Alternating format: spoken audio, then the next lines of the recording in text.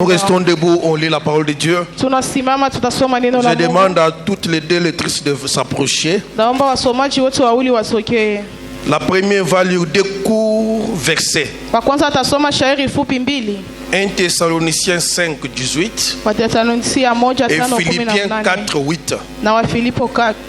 Et le deuxième va lire, ou la deuxième va lire Jean chapitre 6, verset 5 à 11. On lit d'abord le premier. 1 Thessaloniciens chapitre 5, le 18e verset. Nous lisons au nom de Jésus-Christ. Amen. Rendez grâce en toutes choses, car c'est à votre égard la volonté de Dieu en Jésus-Christ. Amen. Amen. Philippiens 4, 8. Au reste, frères, que tout ce qui est vrai, tout ce qui est honorable, tout ce qui est juste, tout ce qui est pur, tout ce qui est aimable. Tu peux commencer à 6. 6. Ne vous inquiétez de rien, mais en toutes choses, faites connaître vos besoins à Dieu par des prières et des supplications, avec des actions de grâce. C'est fini. Merci. Amen. Luc chapitre 5, derrière toi. Donne à la deuxième lectrice.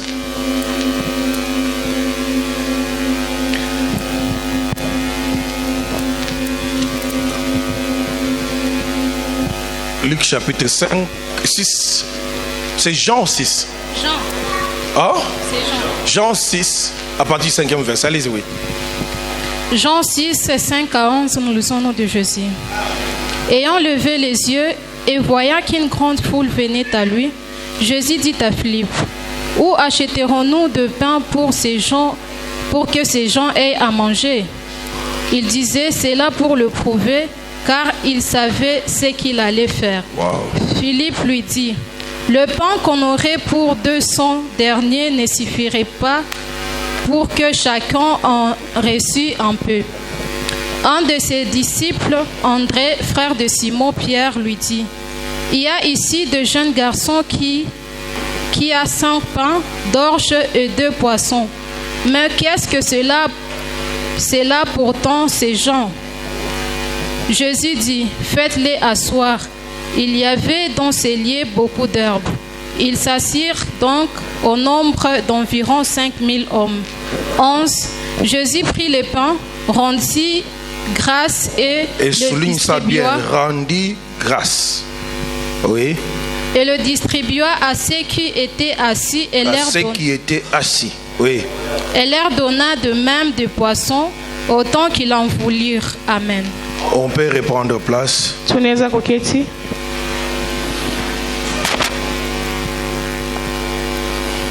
Est-ce qu'on peut rendre nos actions de grâce à Dieu par nos acclamations? Est-ce qu'on peut rendre nos actions de grâce à Dieu par de fortes acclamations ce matin? Que le nom de Jésus soit béni. Que rien et personne ne t'empêche de rendre grâce à Dieu. Écoute mon frère, l'action de grâce n'est pas un jour. Si c'est aujourd'hui le jour de l'action de grâce, c'est parce que nous sommes une organisation. Mais l'action de grâce, c'est une vie. L'action de grâce, c'est à tout moment. Dans toute notre vie, nous devons rendre grâce à Dieu. Évite de croire que l'action de grâce, c'est un dimanche. Que l'action de grâce, c'est le premier dimanche du mois. Oui, nous ne faisons pas, c'est une église. Mais dans ta vie, tous les jours sont des jours d'action de grâce. Toutes les minutes sont des minutes d'action de grâce. Tu dois être de ceux ou de celles-là qui rendent grâce à Dieu à tout moment. Dans le premier verset que nous venons de dire, le petit verset, le petit thème que nous voulons exploiter ce matin, tout faire avec action de grâce. Tout faire avec action de grâce. Tout faire sans exception. Dans 1 Thessaloniciens chapitre 5, La Bible nous dit ceci. Rendez grâce en toutes choses, car c'est à votre égard la volonté de Dieu en Jésus-Christ. La volonté de Dieu au travers de Jésus, et que tous qui croient en lui, tous qui sont à l'église, tous qui sont enfants de Dieu, rendent grâce à Dieu en toutes choses. Et qu'est-ce qu'on appelle l'action de grâce? L'action de grâce, c'est une posture du cœur. L'action de grâce, c'est une gratitude de cœur. L'action de grâce, c'est une expression de gratitude envers Dieu pour ce qu'il est et pour ce qu'il fait. Une attitude de cœur envers notre Dieu pour ce qu'il est d'abord et pour ce qu'il fait.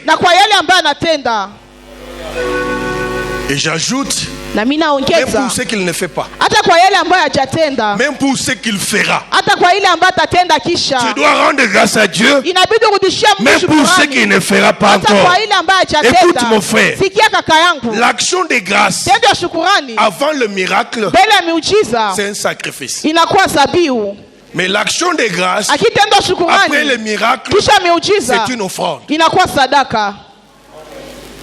Lorsque tu fais des actions de grâce envers Dieu, avant que Dieu ne fasse, avant que Dieu ne te bénisse, ça s'appelle sacrifice d'action de grâce.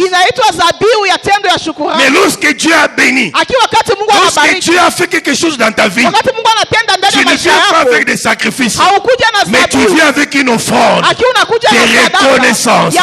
C'est toujours l'action de grâce. C'est toujours l'action de grâce. L'action de grâce ou les actions de grâce peuvent s'exprimer en paroles, peuvent s'exprimer par la prière. Et lorsqu'on parle de la prière d'action de grâce, c'est quelqu'un qui entre dans la présence de Dieu, non pour demander, mais pour remercier.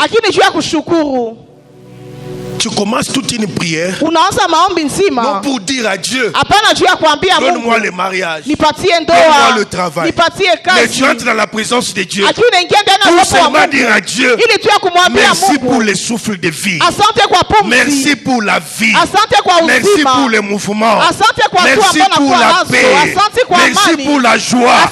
Tu fais toute une prière à travers laquelle tu ne demandes rien, mais tu bénis seulement Jésus. Et ce genre de prière n'existe pas aujourd'hui. Rare. Ce sont des gens qui entrent dans la présence de Dieu seulement pour lui dire merci. Parce que beaucoup pensent que Dieu n'a rien fait. Mes chers amis, si tu as encore le souffle, ça veut dire que Dieu a affiché encore. Si tu parles encore, lorsque tu te réveilles le matin, tu es sur ton lit, tu ouvres les yeux, tu ouvres les oreilles, tu entends le bruit, tu bouges tes bras, tu bouges tes jambes. C'est une action pour rendre grâce à Dieu. Tu commences à bénir Jésus pour ce qu'il a fait. L'action de grâce peuvent s'exprimer, ou les actions de grâce peuvent s'exprimer en parole, par la prière, 3, par notre louange, où tu peux seulement commencer à louer Dieu. Tu loues Dieu seulement. Tu rends grâce à Dieu en louant, en dansant. Comme ça c'est dit dans Psaume 92, le verset 1er. Tu rends grâce à Dieu par un cantique de louange. L'action de grâce peut s'exprimer en acte ou par des offrandes. Lisez Lévitique Je n'ai pas lu tous les passages. Lévitique 7. À partir du verset 11-12. Les actions de grâce, ce sont des offrandes. C'est pourquoi ici ça se donne. On ne peut pas venir faire des actions de grâce à Dieu, mais vide. On doit poser un acte. Les actions de grâce peuvent aussi être un témoignage biblique. Et Dieu bénisse tous ceux qui ont fait des témoignages ce matin. La Bible me dit dans Psaume 66 au verset 16, venez écoutez, vous tous qui craignez Dieu, et je raconterai ce qu'il a fait à mon âme. Amen. Venez écoutez, vous tous qui craignez Dieu, vous tous les enfants de Mecca, restez là. Je vais raconter tout ce que Dieu a fait à mon âme. Aujourd'hui les fidèles craignent le diable. Ils ont du mal à publier les bienfaits de Dieu dans leur vie, parce qu'ils se disent les sorciers vont m'envoûter, les sorciers vont me faire du mal. Mais la Bible me dit c'est la bénédiction de l'Éternel qui enrichit et ne se fait suivre d'aucun chagrin. Lorsque Dieu bénit, il bénit. Amen. Venir faire un témoignage, c'est rendre honteux le camp du diable et glorifier le camp de Dieu, pour dire aux autres voilà ce que Dieu a fait. Mais quand on demande aux gens de témoigner ici, les gens ont du mal. Moi je témoigne parce que janvier a eu du travail. Moi je témoigne. J'ai prié beaucoup pour lui. Je disais jusqu'à quand ce garçon va rester chômeur. Et dans ma prière tous les jours, je disais à Dieu, s'il y a des garçons fidèles dans cette église, ces garçons et sa femme sont fidèles. Mais si toi tu es fidèle et que tu récompenses les fidèles, je vais voir. Quand ce garçon me dit qu'il a trouvé un emploi, j'attendais qu'il me dise qu'il est au bureau. Et le jour il m'a dit il est entré au bureau. J'attends qu'il j'apprenne qu'il a commencé à travailler. Ça fait 2 semaines et son chômage est tombé. Et quand on doit le dire, nous on doit avoir peur du diable. Mais si on a peur parce que le diable est là, pourquoi chaque jour on se présente devant les gens pour se plaindre du chômage, se plaindre du célibat, se plaindre des maladies? Là on glorifie le diable. Mais lorsque Dieu fait, lorsque Dieu change notre vie, au lieu de revenir devant les mêmes personnes pour témoigner ce que Dieu a fait, les gens ferment la bouche. C'est l'ingratitude. J'aimerais que dans cette église, à partir d'aujourd'hui, qu'un temps suffisant soit réservé au témoignage. Que les gens témoignent la grandeur de Dieu. Que les gens témoignent ce que Dieu a fait dans leur vie. Ne craignez plus le diable. Il n'en a pas le pouvoir. Et il ne fera rien. Rendre public, raconter aux gens tout ce que Dieu a fait. Écoute mon frère, l'action de grâce, ou celui qui fait l'action de grâce, renforce sa foi. Plus tu rends grâce à Dieu, plus tu rappelles ce que Dieu fait. Et par là, tu montres réellement que tu as la foi en ce Dieu. Écoute, nous sommes allés à Kinshasa pour soutenir un artiste. Mais quand nous sommes arrivés à Kin, on a rompu ce contrat avec lui. Pourquoi? Parce que au départ, il nous a assuré que je parlerai de l'organisation. Je ferai connaître l'organisation. On ne demande rien en contrepartie. Ce que nous demandons par l'organisation, des chefs abstraction. Comme si on n'a rien fait. On a dit c'est fini. Ce que tu as gagné, tu as gagné. Il a commencé à appeler tous les jours ici. Personne ne le répond. Pourquoi? Parce qu'on attendait de lui. Il ne l'a pas fait. Lorsqu'on parle de ce que Dieu a fait, ça renforce la foi que tu as envers Dieu.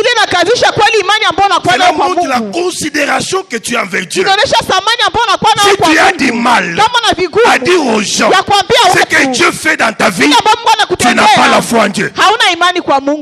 Amen.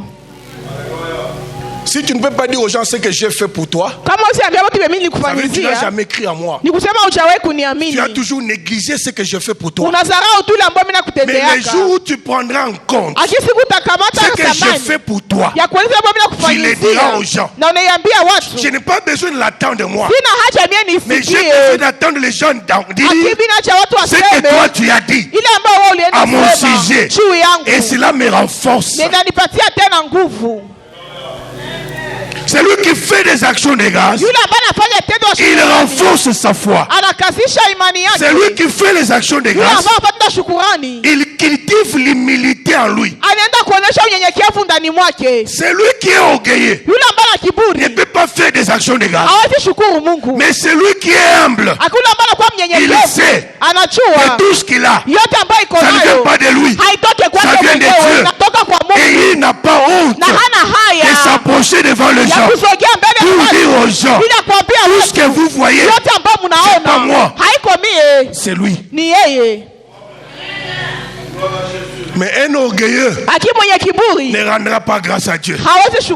Parce que pour lui, il pense, lorsqu'il va dire aux gens que ce que je fais, c'est parce que Denar m'a soutenu, je serai humilié, je serai ridiculisé, je vais étouffer son nom, je ne vais rien dire, pour que les gens croient que tout ce que je suis, c'est moi-même.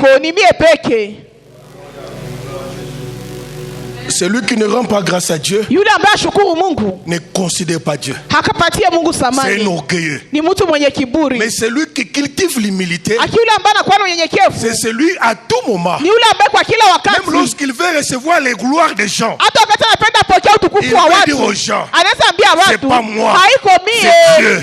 Tout ce que je suis, tout ce que j'ai aujourd'hui, c'est pas moi, c'est ce Dieu-là. Au lieu de me glorifier, glorifions tous ces dieux-là. Amen. Celui qui rend grâce à Dieu construit une relation personnelle profonde avec ses dieux. Plus tu rends grâce à Dieu, plus tu construis cette relation personnelle, cette relation profonde avec Dieu. J'ai aimé ceux qui ont témoigné ici. Ils ont fini toujours par exhorter les autres. Je profite encore pour vous dire, la vie chrétienne n'est pas collective. La vie chrétienne n'est pas collective. La vie chrétienne, elle est personnelle. Elle ne dépend même pas de ton mari. Elle ne dépend même pas de ta femme. Elle ne dépend même pas de tes parents. La vie chrétienne, elle est personnelle. Tu as cru en Jésus, toi-même tu décides de faire de ce Jésus le Seigneur personnel de ta vie. Quand on proclame la prière, n'attends pas qu'on vienne te bousculer pour venir. Et ici, dans les choses de Dieu, on ne triche pas. On peut tricher unaweza ibia pour avoir l'estime des hommes. Juu upate heshima ya wanadamu. Mais devant Dieu, akimbele ya Mungu, il n'y a pas de tricherie ni de favoritisme. Ama watu ambao wanakuwa na vibali. Chacun va mériter kila mtu atastahili ce qu'a produit ses actes. Kila ambaye matendo yake alifanya. Quand on dit prier, devant les gens veulent mesurer l'intervention de Dieu par le matériel. Naona watu wanapenda wapime msaada wa Mungu kupitia vitu. Et qui prient beaucoup. Wanaomba sana. Qu'est-ce qu'ils ont? Nini ambao wanakuwa nayo? Sur le plan matériel. Kwa hali ya kivitu. Pour que cela m'encourage moi à prier. Jumia nipatie bidii nikiomba. C'est une bêtise. Inakuwa kosa. Dieu n'est pas évalué dans le matériel. Mungu aonekane kupitia vitu. Même les païens ont le matériel. Hata wapagani wana vitu. Dieu on l'évalue pas. Mungu hawamupime par rapport à ce que quelqu'un possède. Kutokana na ile ambayo mtu anakuwa nayo. Quand on dit prier, sasa nasema omba. Mes chers amis, prions. Ndugu zangu tuombe. Parce que tu le veuilles ou pas, juu upendo usipopenda, moi et toi, mie na wewe, même la prière ou pas, hata maombi ama tusiombe, nous mourrons. Tutakufa. Mais maintenant c'est la vie après la mort. Sasa ni maisha kisha kifo. Qui détermine ce qu'a été notre vie chrétienne sur la terre. Ile ambayo maisha ya Ukristo tulikuwa nayo gani mdunia. Biblia inaniambia, heureux dès à présent, ni wenye heri kwa sasa, les morts qui meurent dans le Seigneur. Wafu wale ambao wanakufa ndani ya Bwana. On ne peut pas être heureux. Hawezi kuwa mwenye heri à la mort kwa kifo, si on n'a pas vécu dans le Seigneur lorsqu'on était vivant. Kama ukuishi ndani ya Mungu wakati ulikuwa mzima. Quelle a été ta vie? Maisha yako ilikuwa gani? Quelle a été ta relation avec Dieu? Uhusiano wako na Mungu ulikuwa gani? S'il faut prier, prie. Kama inabidi kuomba, omba. S'il faut aider, aide. Kama ni kusaidia, saidia. S'il faut gêner, gêne. Kama ni kufunga, même si tu ne vois rien aujourd'hui, hata uone leo mais devant Dieu, rien n'est perdu. Hakuna kitu devant Dieu, rien n'est perdu. Hakuna kitu un jour ou l'autre, ama ingine, tu le témoigneras devant Dieu. Utaenda kuyashuhudia mbele ya Mungu. L'action de grâce renforce notre foi, cultive notre humilité, renforce notre relation personnelle avec Dieu et aide à combattre l'amertume, les soucis dans nos cœurs. Celui qui cultive la vie d'action de grâce, lui-même combat l'amertume dans son cœur. Ça veut dire, lorsque les choses apparemment ne marchent pas, au lieu de continuer à se plaindre, lui change ses plaintes en prière. Il change ses soucis en action de grâce. Des fois les gens se posent des questions. Comment toi tu es toujours content même lorsque les choses ne marchent pas? Oui, je suis content parce que je sais tout ce qui m'arrive, il y a un responsable. Même si ça ne marche pas, il y a un Dieu. C'est pourquoi au lieu de me plaindre, moi je retourne des actions de grâce devant lui. C'est lui qui fait les actions de grâce. Il combat lui-même. C'est pas quelqu'un qui a toujours un regard triste. J'ai suivi le témoignage de Sylvie ici. Il dit à un certain moment, elle a appris à ne pas dire aux gens qu'à Goma ça ne marche pas. Parce que depuis que tu t'es plaint, tu as eu quoi? Quand les gens t'appellent au téléphone, tu commences déjà à monter toute la souffrance du monde. Voyant qu'en faisant cela, les gens vont t'aider. Qu'est-ce que tu as eu? Ça ne sert à rien. Au lieu de continuer dans cette vie, change ton langage. Comme cette femme qui avait aidé Élisée. Lorsque son enfant est mort, elle laisse l'enfant dans la maison. Elle va chercher Élisée. Chemin faisant, lorsque les gens s'approchent, ils lui posent la question, qu'est-ce qui ne va pas? Cette femme va dire, tout va bien. Tout va bien. Mais pendant ce temps, il a un cadavre sur les lits dans sa maison. Et pas n'importe quel cadavre. Son propre fils et son fils unique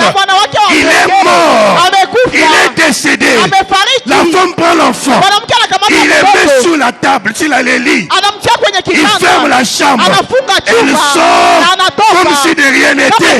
Mes chers amis, ton attitude ne changera jamais ta situation. haitabadilisha hali yako ambayo unaishi. Amen. Relève ta tête. Simamisha kichwa chako. La foi c'est un risque, comprends. Imani inakuwa hatari ambayo mtu anaingia ndani. Je me pose la question. Ninajiuliza. Lorsque son mari lui demande. Sasa mume wake anamuuliza. La femme cache l'information à son mari. Mwanamke anafichika taarifa kwa mume wake. Anaenda pour aller chercher l'homme de Dieu. Imaginons que là où il est parti, ça n'a pas marché. À son retour, il dira quoi à son mari? Il va dire quoi? Et cet homme-là va l'écouter. Tu m'as négligé. Tu as donné l'importance à ton pasteur. Prends les cadavres avec ton mari pasteur. Sortez de chez moi. La foi, c'est un risque. Et si tu veux cultiver ces risques, fais des actions de grâce. Deuxième verset là, on a dit quoi? Ne vous inquiétez de rien. Mais en toutes choses, faites connaître à Dieu vos besoins par des prières et des supplications dans une attitude d'action. Comment est-ce que tu fais tes prières? Quand il y a roulé là. Même lorsqu'il faut présenter des besoins à Dieu.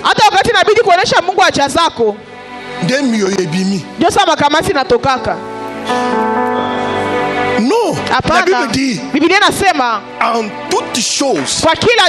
Ça veut dire dans le malheur comme dans le bonheur, dans la crise comme dans la fécondité, en temps de paix comme en temps de guerre. Faites connaître vos besoins à Dieu, pas aux hommes, pas à la famille. Des fois, je me pose la question. Combien de temps tu prends pour parler de tes problèmes aux gens? Et combien de temps tu prends pour parler de tes problèmes à Dieu? Quelqu'un peut même payer la moto, aller jusqu'à Mugunga, pour aller chercher son frère et lui exposer ses difficultés. Mais au finish, il rentre déçu. Au lieu de gaspiller ce temps pour parler aux hommes, fais-le à Dieu. Mais le faire à Dieu, c'est pas mauvais. C'est bien. Mais dans quelle attitude? Pas l'attitude d'un pleurnichard. Parce que je ne sais pas. Ton enfant qui vient de l'école, ou qui doit te demander l'argent des minerval, il doit toujours le faire en pleurant.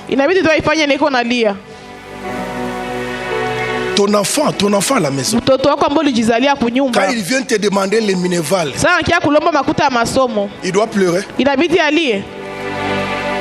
Hein? Mais pourquoi toi tu le fais?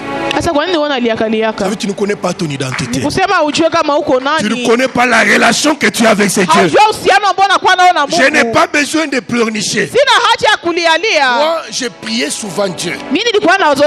Je ne sais pas s'il m'a déjà exaucé ou pas. C'est la fois qu'il m'a exaucé. Ma prière est la suivante. Transforme toutes mes idées en prière. Dès que je réfléchis à quelque chose, c'est déjà une prière que je t'adresse. Toutes mes intentions se transforment carrément en prière. Mais depuis un temps, j'ai vu.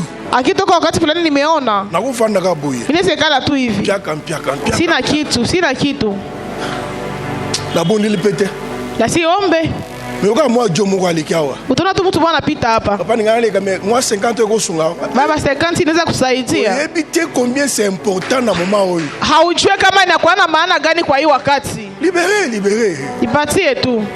Je n'ai pas gêné. Sikutafuta. J'ai dit Dieu merci. C'est mon Père, je n'ai pas un autre Dieu. Moi, quand je prie, je lui dis ceci. Je peux mentir les gens. Mais toi, tu connais mon cœur. Tu sais que je n'ai pas quelqu'un en dehors de toi. Tu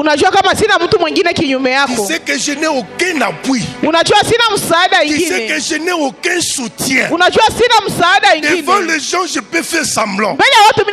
Mais toi, tu sais qu'en dehors de toi, je n'ai personne. Ne m'abandonne pas.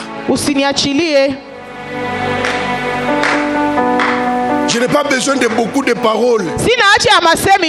Et si je l'ai fait déjà pendant 5 minutes, j'ai la foi. Merci. À tout moment, je peux te le rappeler.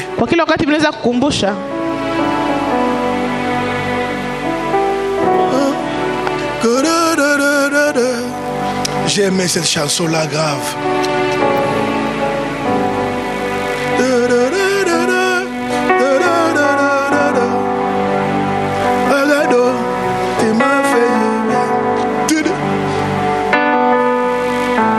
Wow, est-ce qu'on peut applaudir Jésus? On peut applaudir pour Jésus. Chers amis, il paraît impossible de ne jamais nous faire de soucis. Nous avons tous des raisons pour nous inquiéter. Que ce soit au travail, que ce soit dans les familles, que ce soit à l'école.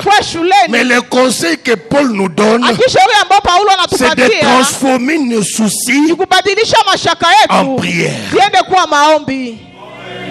Il ne nous interdit pas. Transforme tout ce que tu fais. J'ai beaucoup de choses à te dire. Quelques informations avant de prêcher. Quelques principes à connaître sur l'action de grâce. L'action de grâce est adressée à Dieu comme c'est le consommateur de notre prière.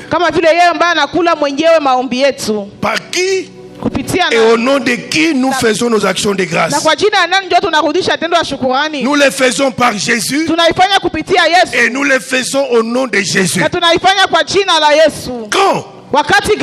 Pendant le culte personnel, pendant le culte de l'assemblée, en toutes choses, après l'achèvement d'une grande œuvre, pour la bonté et la miséricorde de Dieu, pour les dons de Christ. Il y a beaucoup de raisons, je me limite là. Je voulais prêcher ce passage de Luc, et plutôt de Jean, parce que le récit qu'on a lu ici, je l'ai déjà prêché ici une fois. Il est dans Luc, il est dans Marc, il est dans Jean, il est dans Matthieu. Mais lorsque vous allez lire tous les évangiles, il y a des particularités, mais qui font de tout un seul récit. Lorsque je vais parler, je l'ai déjà dit ici, le Saint-Esprit a voulu que je revienne aujourd'hui. Je vais toucher le tout à la fois, mais tout en restant peut-être sur Jean 6 comme le verset base. Mais quelques vérités que tu dois retenir. Quelques leçons que tu dois retenir. Si nous voulons décider d'avance ce qui est possible et ce qui ne l'est pas, nous risquons de limiter l'œuvre de Dieu dans notre vie. Je réponds, si nous décidons d'avance dans notre vie que ça c'est possible, ça c'est impossible, nous limitons l'œuvre de Dieu. Amen. Amen. Deuxième vérité que tu dois retenir. Ne renonçons jamais à une tâche que Dieu nous confie.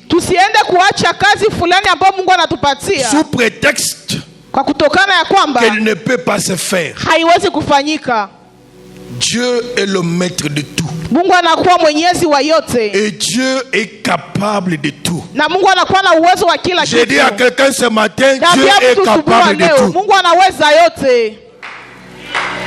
Troisième vérité. Si nous n'offrons rien à Dieu, il n'aura rien à utiliser. Mais il peut se servir du peu que nous lui donnons pour le transformer en grand chose grande dans notre vie.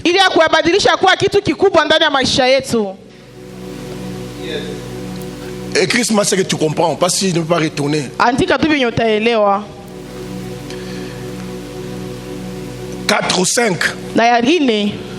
Jésus n'ignore jamais l'apport des humains. Mais il prend ce que les humains lui donnent et l'utilise pour accomplir les grands miracles. Jésus n'ignore jamais ce que tu as. Amen. Amen. Une autre vérité. L'âge n'est pas un obstacle pour lui. Ne pensons jamais que nous sommes trop jeunes ou trop âgés pour être au service de Dieu.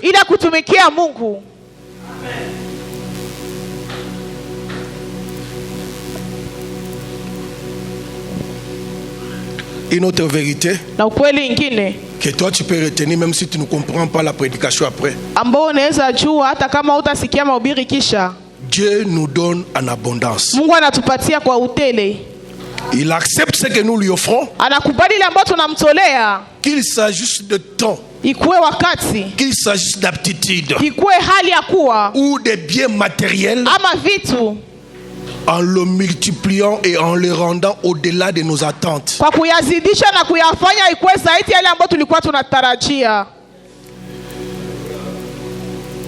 Et enfin dernier ou le dernier,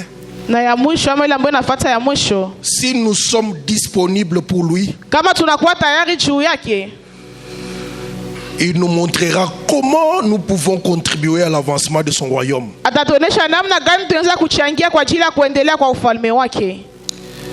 Colossiens chapitre 3, le verset 17 dit ceci. Et quoi que vous fassiez, en parole ou en œuvre, faites tout au nom du Seigneur Jésus, en rendant par lui des actions de grâce à Dieu le Père.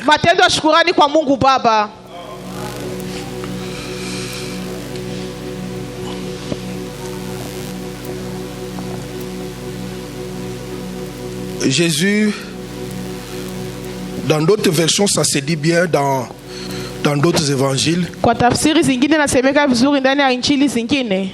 Mais lorsqu'on dit après, ça veut dire avant, il y a eu une activité que Jésus faisait. Et là, Jésus monte avec ses disciples pour leur parler en aparté. Il voit une foule qui surgit. Les autres évangiles disent Jésus a traversé et la foule a suivi. Et 3 jours diront Jésus était avec la foule. Mais ce n'est pas une contradiction. Je l'ai toujours dit. Chacun prend la particularité à lui seulement pour parler de Jésus. Mais ce qui est important, c'est quoi? Jésus, lorsqu'il regarde la foule, la Bible dit il a eu compassion de la foule. Je prie aussi Dieu ce matin que chaque fois que Jésus te regardera, chaque fois que Jésus regardera ta famille, que Jésus ait compassion. Mes chers amis, la compassion des hommes ne fera rien dans ta vie. Mais lorsque le ciel a compassion de toi, quelque chose change. La Bible dit il y a compassion. Quand vous regardez dans tous les évangiles,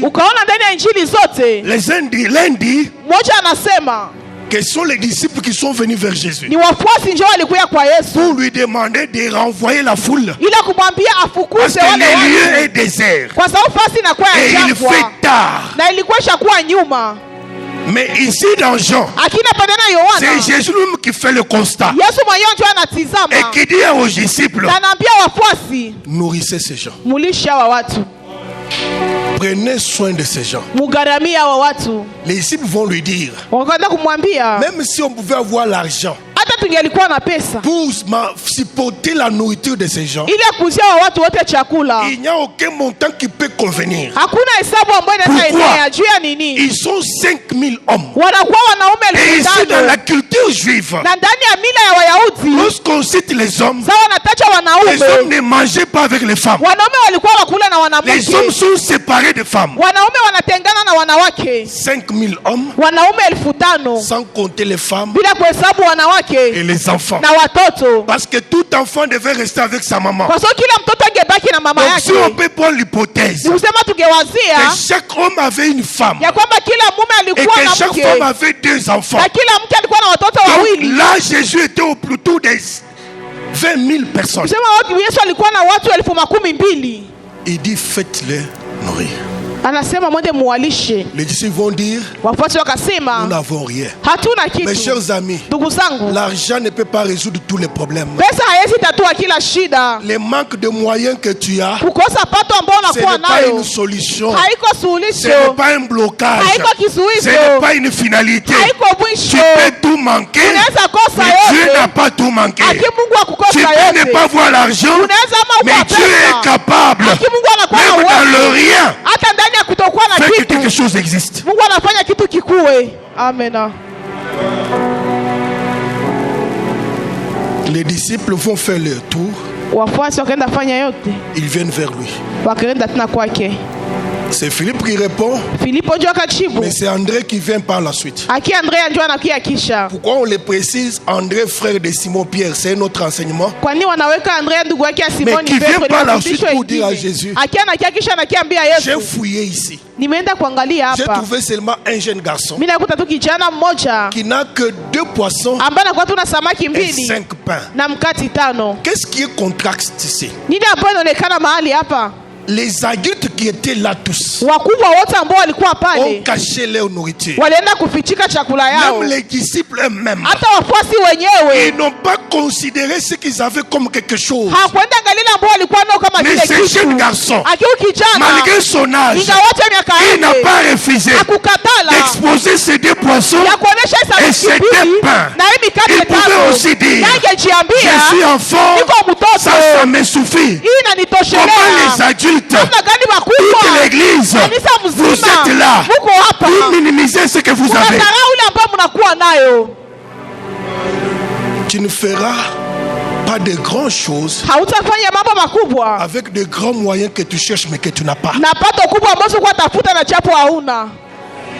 Mes chers amis, tu ne feras pas de grandes choses avec de gros moyens que tu n'as pas. Mais tu feras de grandes choses avec des petits moyens, mais avec action de grâce. Même avec les petits moyens que tu as, si tu es reconnaissant, tu es capable de beaucoup de choses. Amen. Il dit nous avons seulement 2 poissons et 5 pains. J'avais vu, tu avais déjà prêché ça une fois. Jésus dit, parce que la Bible me dit, lorsque Jésus dit faites, vous allez les faire manger, il a fait pour les éprouver, sachant ce qu'il devait faire. J'ai dit à quelqu'un, même lorsqu'on te demande, même lorsque Jésus te demande à l'église, c'est seulement pour te mettre à l'épreuve. Mais la suite, Jésus connaît.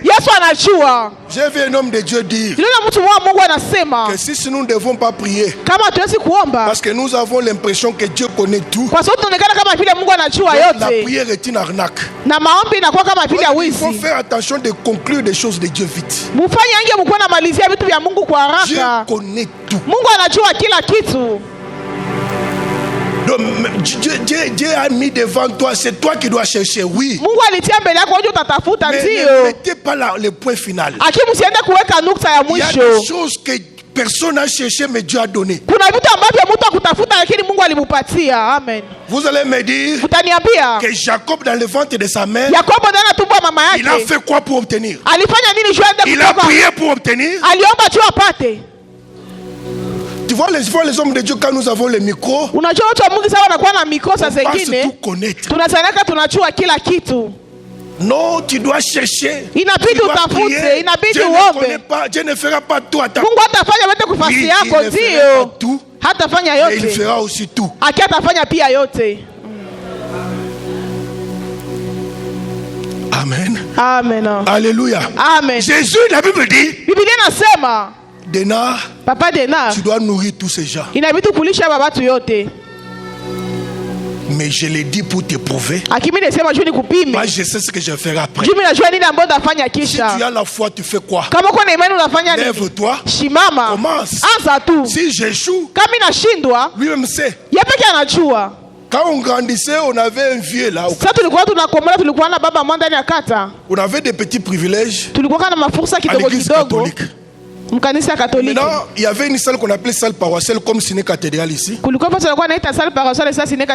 on gérait, il y avait ciné. On faisait payer les gens qui venaient pour voir les films. Mais il y a un groupe des individus, des gens à notre époque, qui venaient faire les désordres à tout moment. Je suis à la porte, j'apprends. Les garçons, c'était un garçon gosto, il avait un peu la masse plus que moi. On a commencé à se chamailler. Maintenant, ce vieux-là qui était comme un oncle de la famille, il était dans la salle. Lorsqu'il sort, il me dit tabasser ces garçons. Papa, parce qu'il a donné l'ordre. Moi, je n'ai pas attendu. Crochet si clair de droite. Garçon saliboy. Ule ndugu akaenda akapiga makolo. Akanikokotea kumigulu. Je me suis retrouvé en l'air. Nikajikuta niko yulu. Chini. Maintenant je l'ai bloqué comme ça. Sasa nikamubana.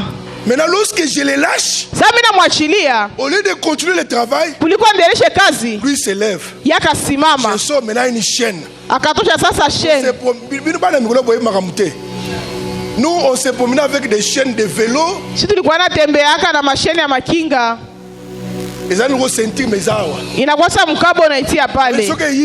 Nikachango na ikokota. Sasa nilitosha ile shene.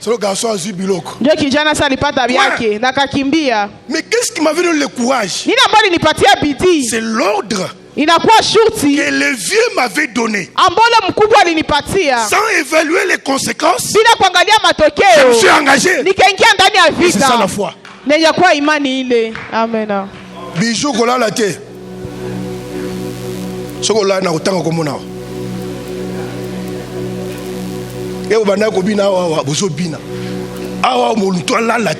Hapa kusikoma atasinzia.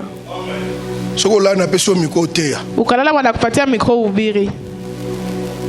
Amen. Est-ce qu'on peut applaudir pour Jésus? Jésus le fait pour l'éprouver. La Bible me dit, les disciples au lieu de comprendre, et c'est ça le comportement des enfants de Dieu. Chaque fois que vous êtes devant un besoin de Dieu, les gens discutent. Les gens discutent. La Bible dit, faites tout avec action de grâce. Faites tout avec action de grâce. Au lieu de discuter, faites tout avec action de grâce. Lorsqu'on vient donner le rapport à Jésus, il y a 2 poissons et 5 pains. Donc Jésus va dire, faites-le. Faites-le. Avant il ne l'a pas dit. Mais lorsqu'il a l'information, Jésus va dire, faites-les asseoir. Il a quoi? 2 poissons et 5 pains. Mais il a le courage de dire à mon disciple, faites asseoir ces gens. Amen. Oh, mais c'est un fou. Avec les 2 poissons, 20 000 personnes.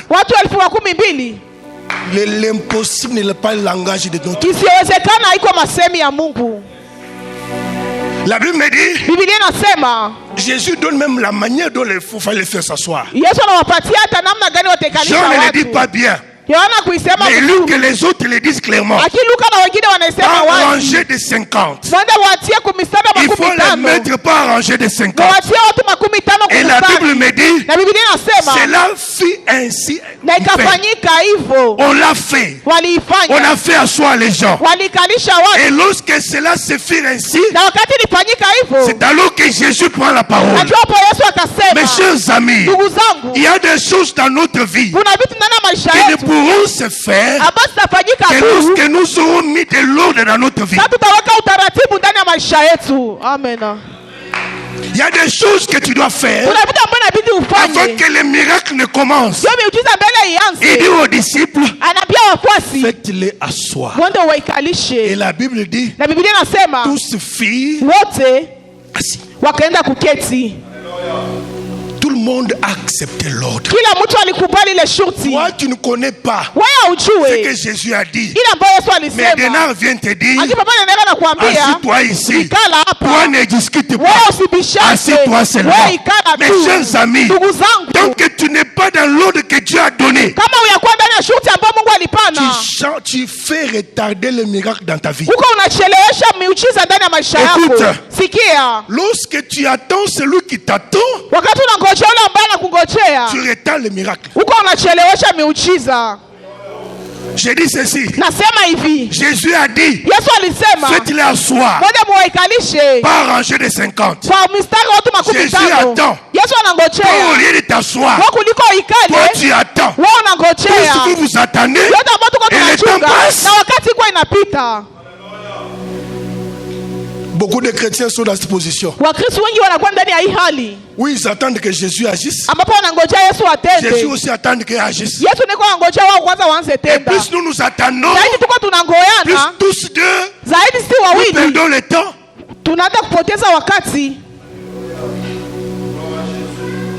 Mais Jésus te regarde.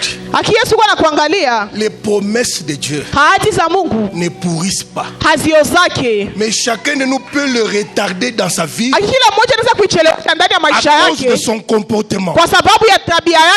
Dieu est là, fidèle à sa parole, fidèle à sa promesse.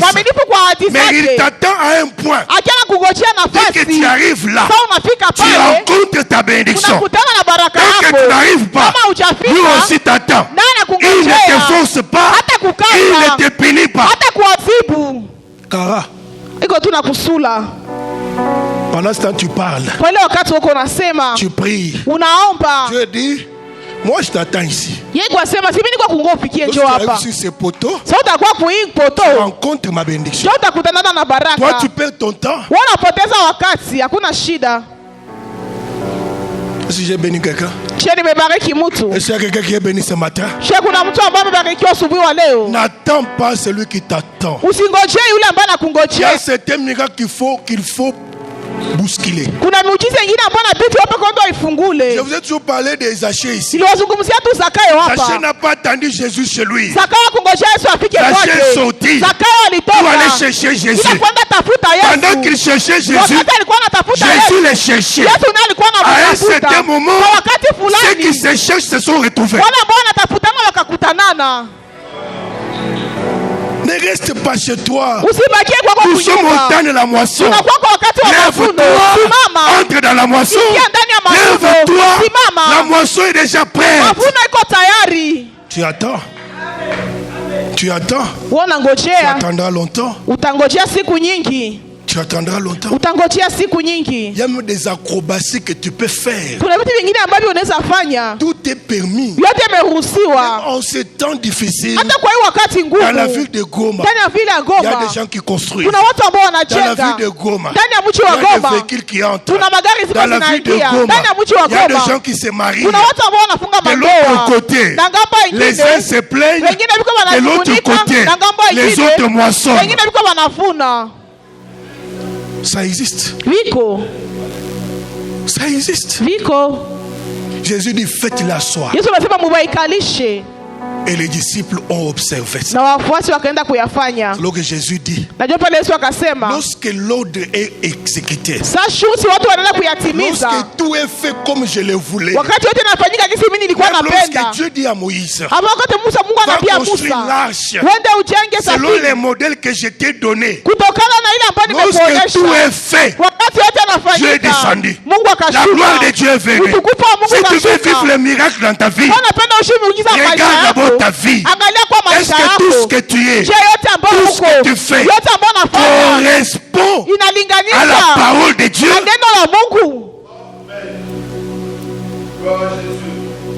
Et lorsque cela est fait, Jésus vient. Il dit, donnez-moi les 2 poissons. Donnez-moi les 5 pains. M'écoutez mes chers amis. Nisikie rafiki zangu. Tu as 2 poissons. Una mikati mbili, una samaki mbili. 5 pains. Unakuwa na mkati 5. Même toi Joël chez toi à la maison. Hata wewe kwa kunyumba. Tu as 10 enfants. Una watoto 10. Déjà dans ta pensée. Ndani ya wazo yako. C'est impossible. Haiwezekani. Ça ne peut pas convenir. Habiwezi enea. Voilà comment on retarde les miracles dans notre vie. Ona sisi tunachelewesha miujiza mu maisha yetu. Les gens n'arrivent pas à aider les autres. Watu wapendi saidia wengine. Kwa sababu wanawaza. C'est que j'ai est insuffisant. J'ai seulement $10. Comment je vais l'aider? J'ai seulement 10 000 francs. Comment je vais l'aider? La volonté est plus que les montants qu'on a. Si je vais voir le pasteur, il y a un garçon qui a appelé quoi, Jonathan ou Dido, qui est à Kampala. Je voulais envoyer $10 au pasteur, mais c'était toi. Ils ont mouqué janvier. Kuna mtu alita janvier akasema mimi natumia mchungaji $10 lakini ya kidogo. Donc il ne peut pas m'appeler parce qu'il pense que tout ce qu'il a pour me donner par rapport à moi ça ne suffit. Écoutez, nikusema hizi nitajua na challenge iko nayo ayenei. Hata 1000 francs mupatie tu mchungaji. Qui t'a dit que nga valeur na les 1000 francs? Nani alikwambia kama thamani yake inasitia 1000 francs? Est-ce que tu limite? Itauza hata na limite. Si c'est ce que tu as. Il y a quelqu'un qui m'a posé la question hier. Papa, Baba, Nazir Moussala le 28. Le 28. Maintenant le 31 bafutinga. Sasa le 31 bananilipa. Na na prémisse ya mbongo mukeboyi. Nikiona malimbuko ya pesa ya kidogo hivi. Je lui ai dit Dieu n'est pas un homme. Nilimwambia Mungu haiko mwanadamu. Moi, mie nakoza na lokoso na ebisio. Mimi za kuwa na buro mimi nakwambia. Bombaka ti mois prochain uvimbo ya nango. Uweke tu mpaka mwezi ingine ivimbe uilete. Mais c'est pas Dieu. Hakina haiko Mungu.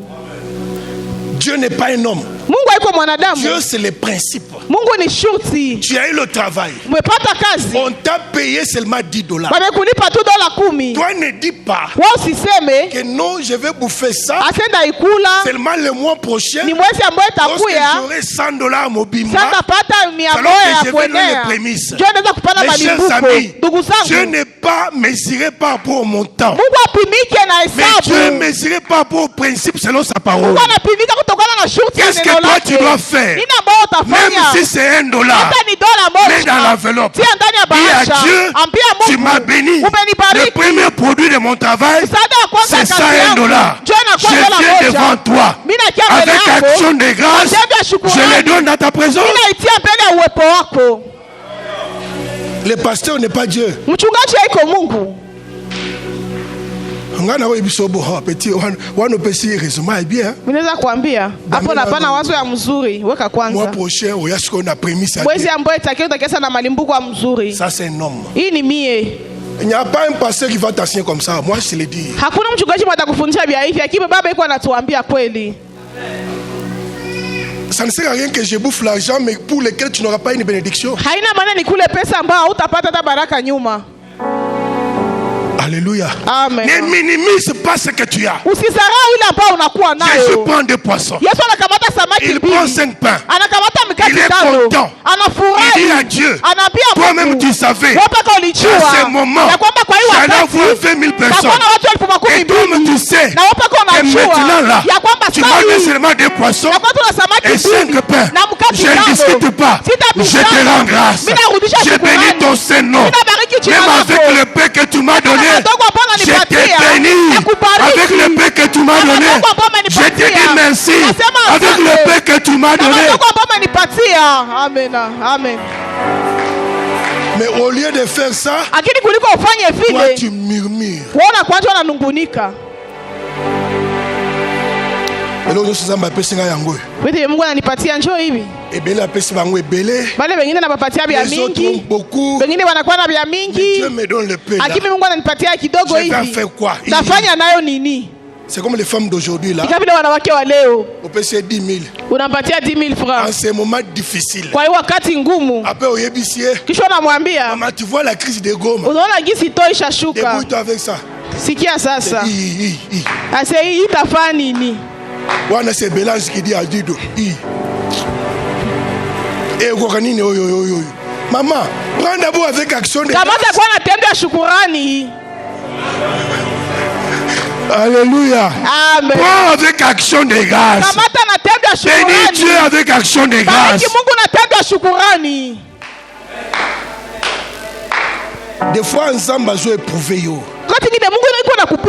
Il a dit aux disciples, il a fait pour les éprouver, sachant ce qu'il allait faire lui-même.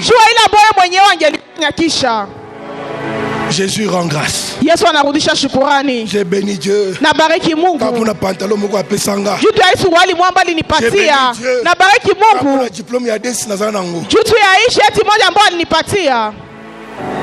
Pourquoi ngai batuchi batanga nga natanga? Kenni wengine walisomaka mimi sikusomaka. Pourquoi baninga babala nga na balati? Kenni wengine wameoa mimi siaoa. Dieu n'est pas dans les jugements. Mungu haiko ndani ya hukumu za watu. Dieu n'est pas dans le jugement. Mungu haiko ndani ya hukumu. Pourquoi les autres voyagent, moi je ne voyage pas? Kenni wengine biko wanasafiri mimi Dieu n'est pas dans les jugements. Mungu haiko ndani ya hukumu. Dieu est dans les actions de grâce. Mungu anakuwa ndani ya tendo la shukrani. Même le peu qu'il t'a donné. Hata madogo ambayo alikupatia. Est-ce que j'ai révolutionné quelqu'un aujourd'hui? Je nimeenda kusisimua tena mtu leo. Bénis Dieu pour ta santé. Nasema bariki Mungu juu ya afya yako. Bénis Dieu pour ta beauté. Bariki Mungu juu ya urembo wako. Bénis Dieu pour ta taille. Bariki Mungu juu ya umbo wako. Bénis Dieu pour même ton chômage. Bénis Dieu pour ton célibat. Mungu juu ya usimbi wako. Bénis Dieu pour ce que tu es. Bariki Mungu kwa ile ambao uko. Amen. David pouvait dire, je rends grâce à Dieu. Parce que je suis une créature merveilleuse. Na kwa kiumbe kizuri. Moi je suis beau plus que tous les hommes du monde. Mimi nakuwa mrembo kuzidia wanawake wote wa dunia. Nataka bien kulega ba mibali nyosha ya mukili. Na bila bala mzuri kuzidia wanawake wote wa dunia.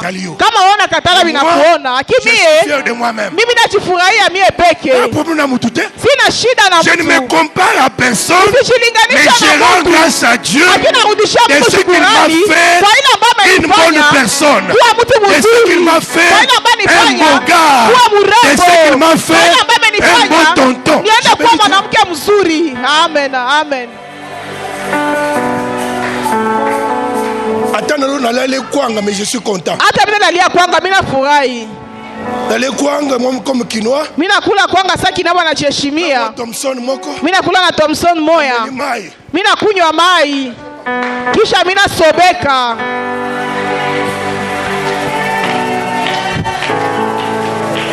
Kalinga. Je l'ai toujours, on avait un monsieur. Bibi nasema tulikuwa na ndugu mmoja. Alitutesaka. Il était plus âgé que nous. Alikuwa anatuzidia miaka. Ce monsieur nous tabassait souvent. Alikuwa anatupiga sana. On jouait au foot, on veut venir comme ça. Tungecheza kabumbu tunakuya hivi. Quand on était enfant, sasa tulikuwa watoto. Le jour vous mangez le poulet. Siku mnakula kuku. Tu ne laves pas les mains avec ça. Hautanawa mikono na sabuni. Unajua unapiga mwenzako kupua nuse. Mais maintenant lui vient il dit. Sasa yana kuya nasema. Moi là. Mimi hapa. Nalika fufuna ngai ngai. Mimi nakula tu bugali na ngai ngai. Mais sio na bete bino. Ajika mimi napeta nibapige hapa. Na bete bino tu. Ndabapiga nyie wote. Mes chers amis, c'est ça aussi Dieu. Ndugu zangu, Mungu neni vile. Ce matin, relève ta tête. Avec le paix que tu as, Dieu fidèle. Ce matin, relève ta tête. Bénis Dieu pour l'homme qu'il t'a donné. Bénis Dieu pour la femme qu'il t'a donnée. Bénis Dieu pour les enfants que tu as. Bénis Dieu pour le petit travail que tu as. Bénis Dieu pour le souffle de vie. Bénis Dieu pour la journée d'aujourd'hui. Merci à Jésus. J'ai béni ton Saint-Nom. Je suis encore fort.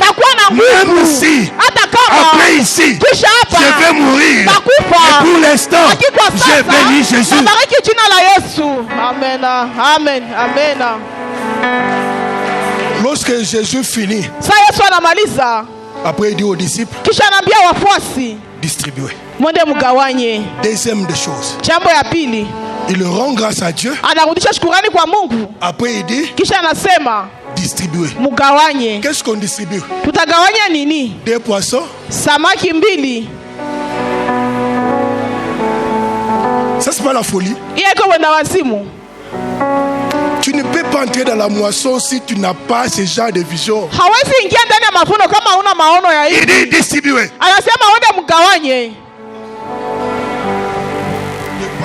Samaki mbili. Anaanza tu. Samaki mbili.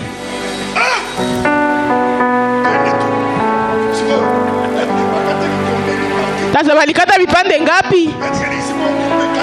Sasa tuanze walikata vipande 4. Kipande ya kwanza, kipande ya pili, ya tatu. Sana kamata ya 4. Kitunge na yala.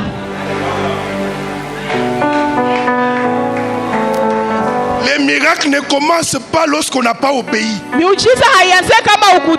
miracles commencent lorsqu'on obéit. La première des choses, obéir à la parole de Dieu. Obéir à l'ordre.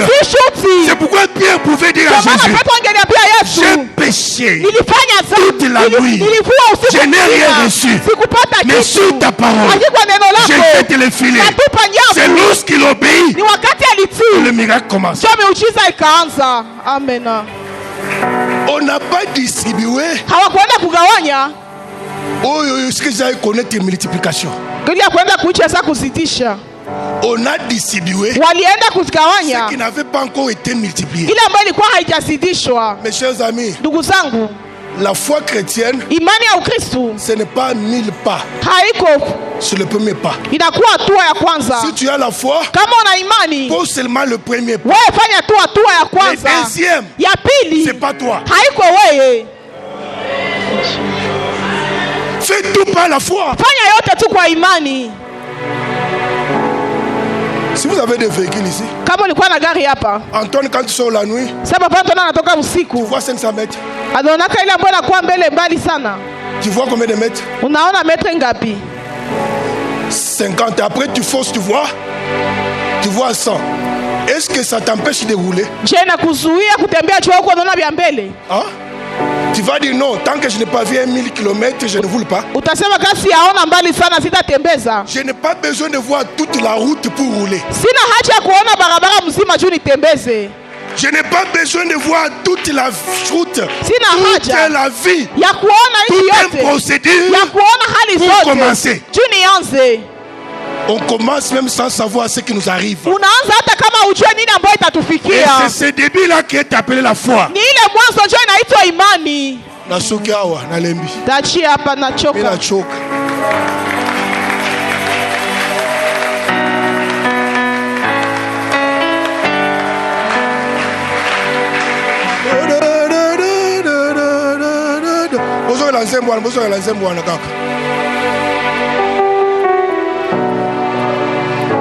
La foi, imani, dans les actions de grâce.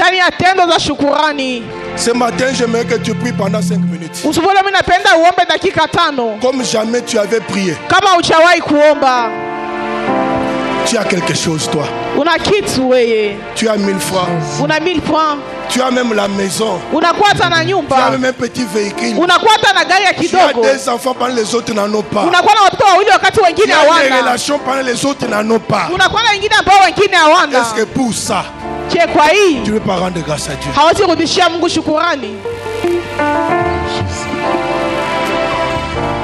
Je veux que tu pries. Il ne faut pas traîner, tout traîner. Écoutez d'abord ces cantiques, tu dois prier. Attends.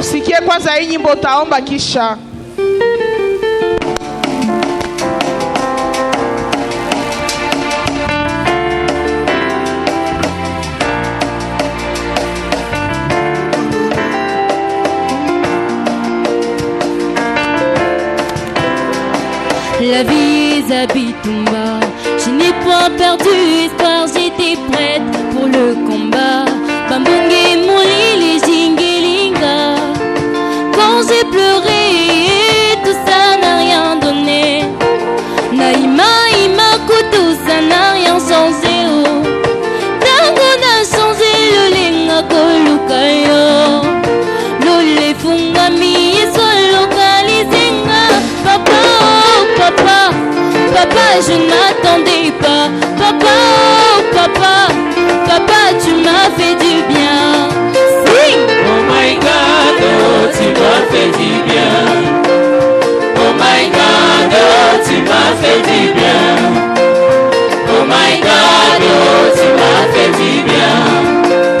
Oh my God, oh, tu m'as fait du bien.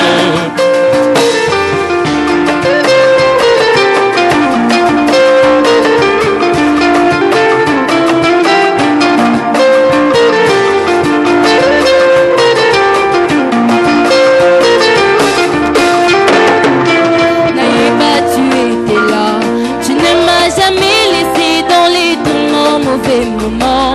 Tu sais que mes yeux voient m'ont aveuglé. Wapi c'est là, Anganaleka. Quand j'ai pleuré, tout ça n'a rien donné. Quand j'ai pleuré, tout ça n'a rien donné. Naïma, Imakutu, ça n'a rien changé. Tango n'a changé le lenga kobondila. Le fungami est localisé. Papa, oh papa, papa, je n'attendais pas. Papa, oh papa, ah, tu m'as fait du bien. Si. Oh my God, oh, tu m'as fait du bien. Oh my God, oh, tu m'as fait du bien. Oh my God, oh, tu m'as fait du bien. Oh my God, oh, tu m'as fait du bien. Écoutez.